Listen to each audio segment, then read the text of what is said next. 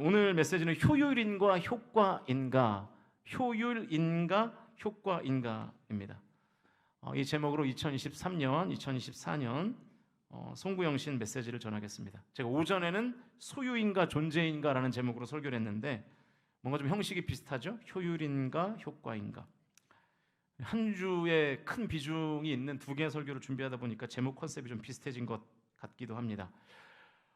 우리가 지금 송구영신 예배를 드리고 있습니다. 이 시간이라는 개념을 묵상하기에 아주 좋은 좋은 날인 것 같아요. 과거의 1년과 미래의 1년을 생각하기가 딱 좋은 시점이 바로 지금 우리가 지내고 있는 이 시간입니다. 그래서 오늘은 하나님께서 이 시간을 어떻게 다루시는지를 살펴보면서 또 성도로서 하나님께서 시간을 다루시는 방법을 어떻게 이해해야 할지에 대한 메시지를 좀 간단하게 나눠보려고 합니다. 먼저 말씀을 나누기 전에 주제 제기 영상을 잠깐 보겠습니다. 틀어주세요.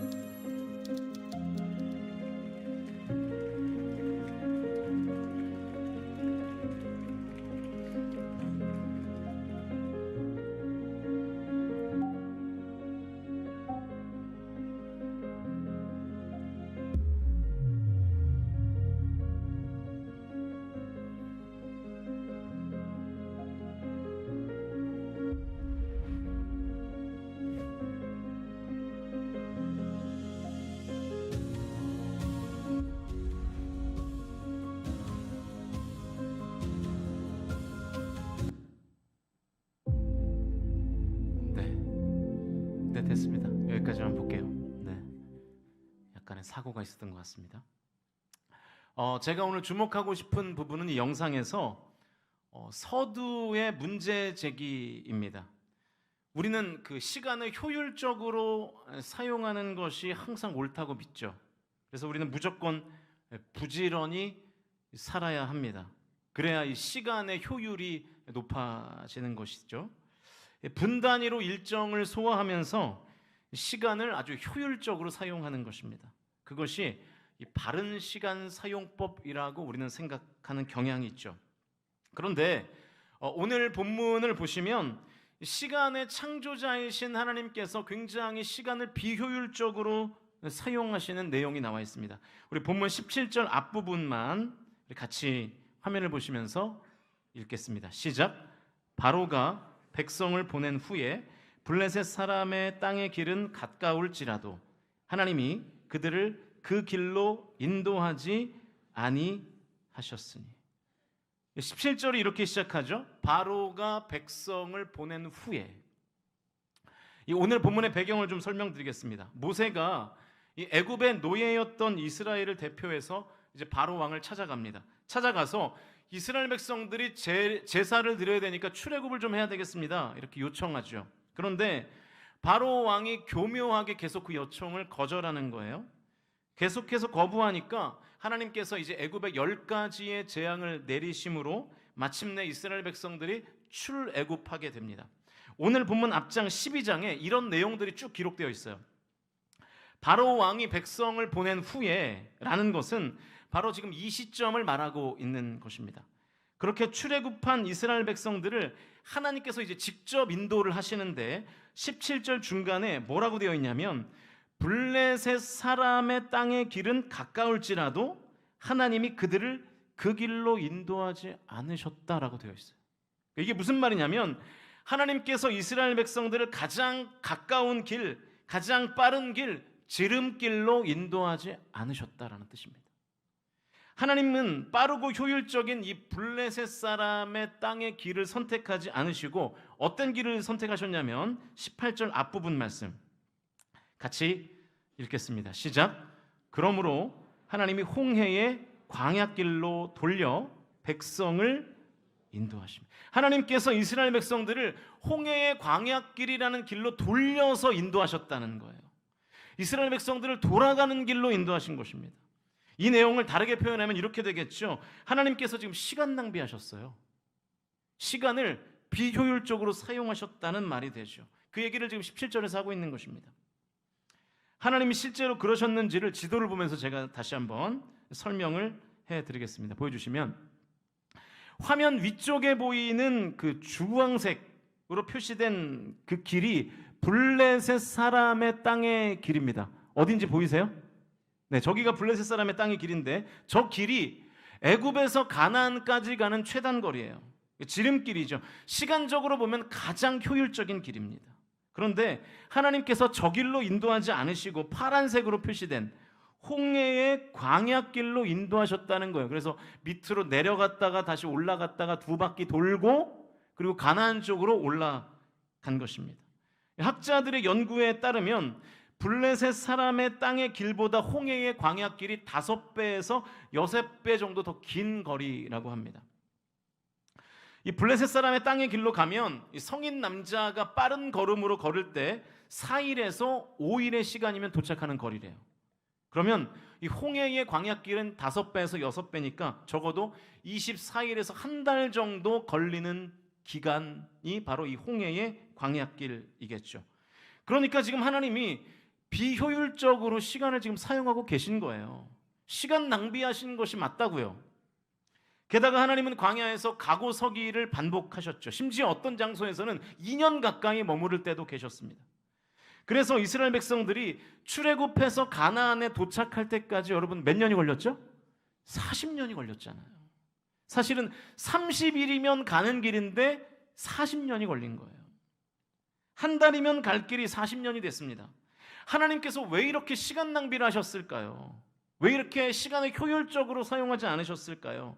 그 이유를 여러분은 이미 잘 알고 계십니다. 신명기 8장 2절 같이 읽겠습니다. 시작.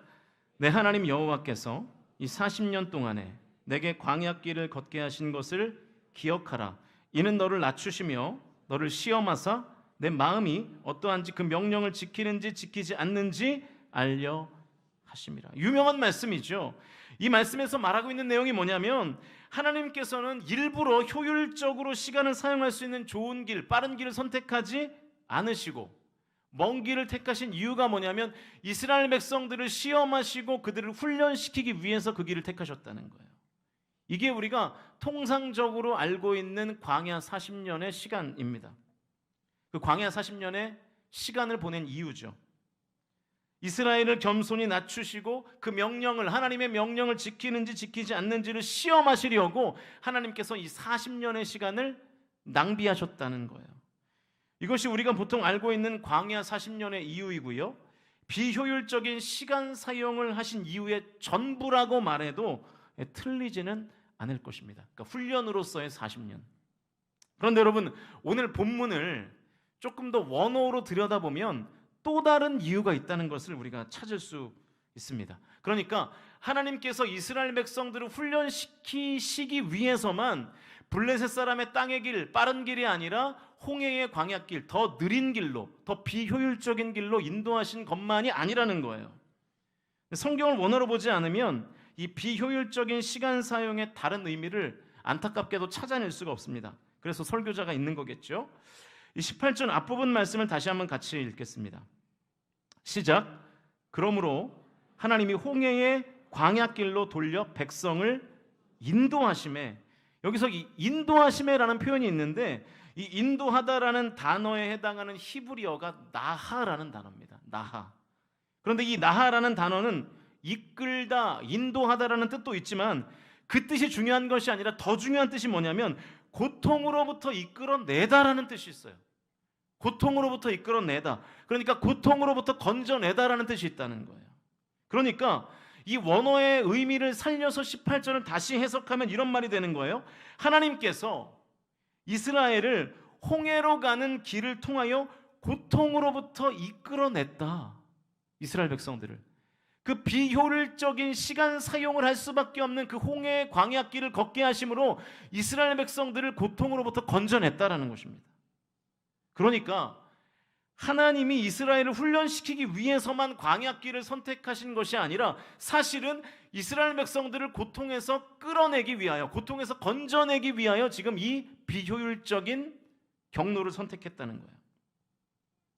이스라엘을 고통으로부터 벗어나게 하려고 시간 사용의 측면으로 보면 이 비효율적인 홍해의 광야길로 인도하셨다라는 것이죠. 그러니까 이게 무슨 뜻이냐면 하나님은 지금 이스라엘 백성들을 불쌍히 여기는 마음이 있으시고 그 불쌍히 여기는 마음으로, 긍휼히 여기는 마음으로 지금 광야길로 인도해 내셨다는 뜻입니다. 그 훈련의 차원만이 아니라 위로의 차원도 있다는 거예요. 그런데 여러분, 이 비효율적인 시간 사용이 왜 위로가 될까요? 아까 읽지 않았던 17절 뒷부분을 보시면 명확하게 그 내용이 나옵니다. 17절 전체를 이번에는 다시 한번 읽겠습니다. 17절 전체 시작.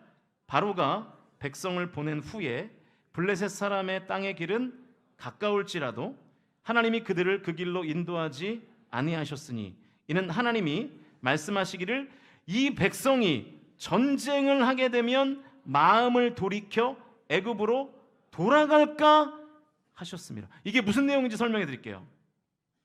이 효율적인 시간 사용이 가능한 블레셋 사람의 땅의 길로 가나안을 향해 가다 보면 필연적으로 5개의 큰 도시국가를 만날 수밖에 없었습니다. 가사, 아스글론, 아스돗, 가드, 에그론. 아마 다 한 번씩은 들어본 지명들일 거예요. 나라들의 이름인데 이 나라들과 이 블레셋 사람의 땅의 길로 가나안까지 가면 이 5나라들을 만나게 되고 결국 이 5나라들과 전쟁을 할 수밖에 없는 숙명적인 길이었던 것입니다. 그런데 지금 이스라엘의 현실은 출애굽을 하기는 했지만 여전히 노예근성이 있는 백성들이었거든요. 그러니까 오합지졸들이었죠. 전쟁을 치를 만한 상황이 못 돼요. 전쟁할 준비가 전혀 안 된 상태였습니다. 이런 상태로 강력한 군사력을 가진 5나라들과 전쟁을 하게 되면 고통을 당하게 되겠죠. 질 거니까. 많은 사람이 다치고 죽지 않겠습니까? 그러니까 그렇게 5번의 전쟁을 치르면서 다치고 부상당하고 죽게 되면 또 포로로 끌려가고 그렇게 되면 그렇게 고통을 당하면 출애굽을 후회하면서 다시 애굽으로 돌아갈 것을 하나님이 아셨기 때문에 이 효율적인 시간 사용이 가능한 블레셋 사람의 땅의 길로 이스라엘 백성들을 인도하지 않으셨다는 거예요.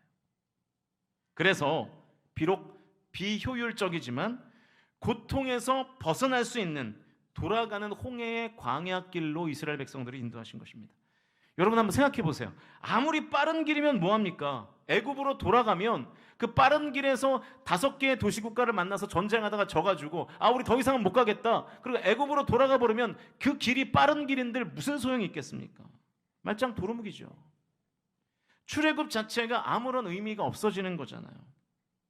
자, 그러니까 블레셋 사람의 땅의 길은 효율적인 길인 것은 맞습니다.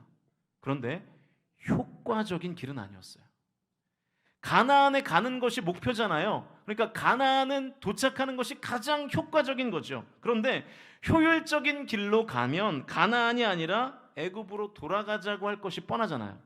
그러니까 그 길은 효율적인 길일지는 몰라도 효과적인 길은 아니었던 것이죠.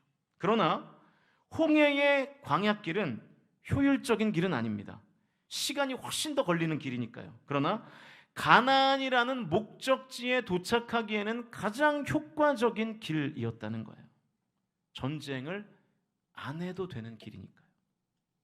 그러니까 오늘 본문에서 하나님은 이스라엘 백성들을 효율적으로 시간을 사용하는 길이 아니라 효과적으로 시간을 사용하는 길로 인도하셨다라는 뜻이 됩니다. 적용하겠습니다. 저는 올 2024년을 무조건 낙관적으로 전망하면서 여러분에게 설교하고 싶지는 않습니다. 올 한 해 저와 여러분의 삶에 시간을 효율적으로 사용하지 못하게 하는 일들이 일어날 수 있어요. 아니, 분명히 일어날 거예요. 남들은 쉽게 쉽게 빠르게 되는 일들이 이상하게 나에게는 너무 어려운 거예요. 너무 더뎌요. 남들은 시간을 아껴가면서 직선주로를 신나게 달리는 것 같은데 나는 그 길을 한참이나 돌아가는 것 같은 때가 있습니다. 인생을 살다 보면. 다른 사람들은 막 시험도 한 번에 붙고요, 취업도 한 번에 되고, 결혼도 금방 하고 뭐 승진도 하고 그러는데 내 인생의 시간은 왜 이렇게 비효율적인가? 너무 돌아가는 것 같은 거죠. 그렇게 느껴질 때가 있다는 거예요. 이런 일이 계속 되다 보면 어느 순간 우리의 마음에 하나님을 향한 원망이 생깁니다. 하나님, 왜 저만 이렇게 뒤처집니까? 하나님, 저도 좀 살아야죠. 저도 좀 빨리 가고 싶어요. 하나님, 저는 평생 훈련만 합니까? 저는 평생 연단만 합니까? 이런 생각을 가지면서 하나님을 원망할 수 있다는 거예요. 그런데 오늘 본문에 의하면 그게 사실이 아니라는 것입니다. 내 생각에는 효율적으로 보이는 그 길, 빨라 보이는 그 길이 사실은 효과적이지 않기 때문에 하나님께서 효율적인 길로 인도하시지 않는 것일 뿐이죠. 효율만 추구하다가 내가 고통에서 허우적될 수 있기 때문에, 그 고통이 나를 낙심하게 만들고 나를 절망하게 만들 수 있기 때문에 하나님은 나를 보호하시기 위해서 비효율적이지만 효과적인 길로 인도하신다는 것을 저와 여러분이 2024년도 한 해 꼭 깨닫고 믿으실 수 있기를 주님의 이름으로 축원드립니다. 여러분, 시간의 창조자가 누구십니까? 하나님이십니다. 믿으십니까? 하나님께서 시간의 마스터시라고요. 그러면 시간의 효율도 하나님의 결정으로 내어드리는 것이 맞아요. 하나님께서 시간에 대해서 효과 없는 효율을 원하지 않으십니다. 그래서 때때로 하나님을 믿는 성도로 하여금 비효율적인 시간을 보내게 하시는 것 같습니다. 그러나 그 비효율적인 시간을 하나님께서는 나에게 가장 효과적인 시간으로 만드신다는 것을 저와 여러분이 반드시 믿으실 수 있기를 주님의 이름으로 간절히 축원드립니다. 이 깨달음을 가지고 한 해를 사셨으면 좋겠어요. 이제 말씀을 정리합니다. 사실 제가 재간증을 하는 걸 좋아하진 않는데요, 오늘은 간증으로 메시지를 정리하면 좋을 것 같아요. 개인적인 이야기겠죠. 간증이니까. 저희 가정의 둘째가 이제 한 달 있으면 태어납니다. 예정일은 2월 3일인데 지금 뱃속에서 애가 거꾸로 서 있어요. 그래서 1월 말에 지금 얘가 돌리지 않으면 지금 제왕절개를 하게 될 것 같습니다. 열심히 돌리라고 응원은 하는데 잘 안 돌리더라고요. 엊그제 아내랑 이제 출산 이야기를 하면서 그동안의 삶을 좀 나눴어요. 그러면서 이제 서로 그렇게 고백했습니다. 하나님께서 가장 적절한 때에 둘째를 주신 것 같다. 여러분 아시는 대로 우리 교회 부임하기 직전에 저희 가정에 둘째가 생겼었습니다. 유산을 하게 됐죠. 그게 2021년 3월이었어요. 우리 교회에 제가 7월에 부임했고, 처음 둘째를 가졌을 때와 비교하면 2년 정도 늦은 거예요. 시간으로 보면 비효율적인 시간 낭비를 했다고 볼 수 있겠죠. 그런데 이제 엊그제 아내와 대화하면서 저희가 이제 상상을 해봤어요. 그때 만약 우리가 둘째를 정상적으로 출산했다면 어땠을까 상상해봤습니다. 일단 아내가 그러더라고요. 분명히 아들이었을 거야. 지금 딸이라서 좋다는 거예요. 아들 좋습니다. 아들 좋아요. 그런데 만약에 그때 둘째가 태어났으면 11월에 이제 출산이었거든요.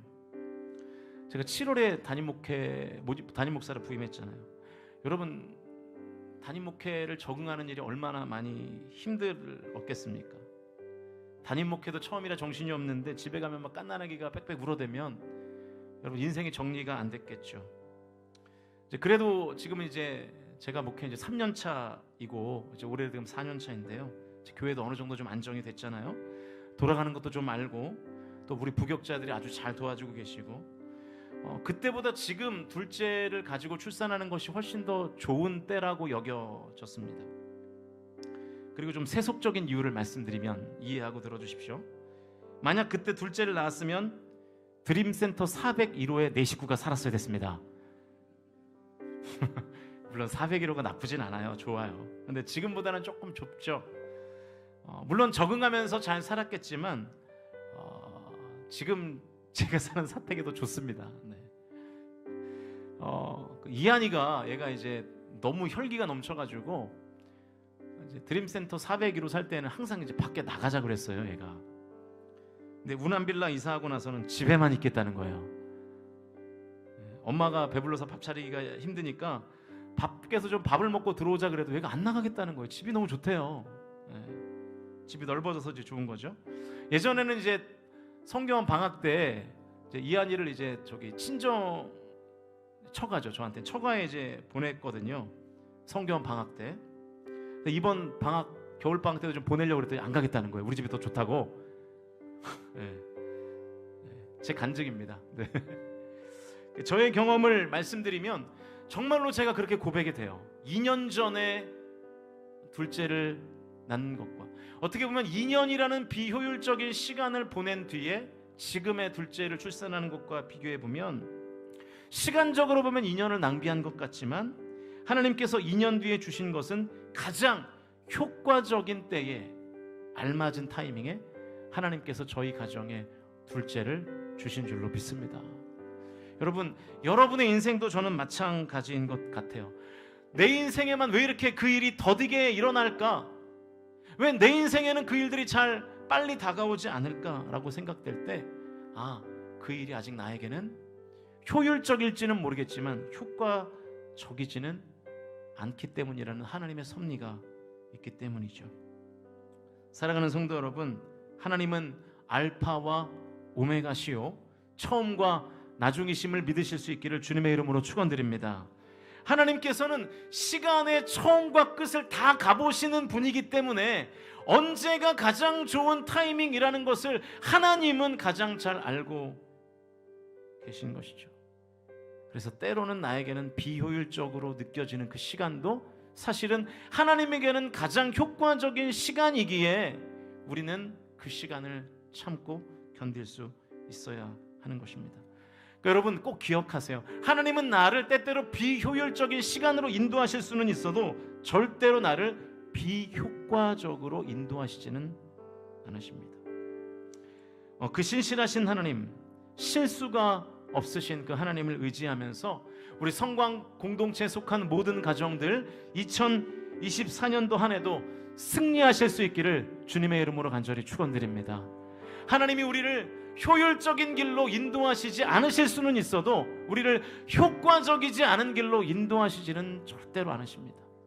늘 우리를 가장 효과적인 길로 인도하실 줄로 믿고 우리 2024년도 한 해도 신실하신 하나님을 의지하며 우리 승리하실 수 있기를 주님의 이름으로 간절히 축원드립니다.